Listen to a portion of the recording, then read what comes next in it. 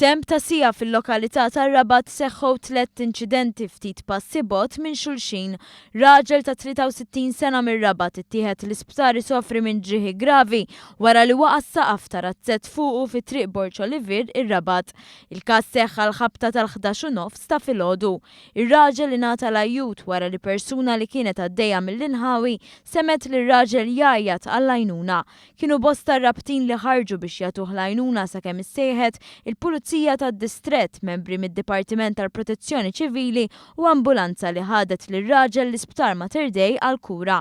Sorsi fuq il-post qalu li minħabba l-istatura goffa tal-anzjan l-operazzjoni biex jinħareġ mid-dar kienet waħda diffiċli.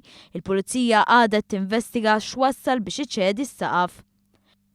Ftit passi bot seħħ inċident ieħor fl-istess lokalità, inċident ta' traffiku li ħalla tifel ta' 13-il sena isofri minn ġrieħi gravi wara inċident li seħħ fit-triq il-Belt Vallet tar-Rabat. It-tifel kien passiġġier fuq il-mutur ma' missieru ta' 50 sena, residenti ħall-Qormi.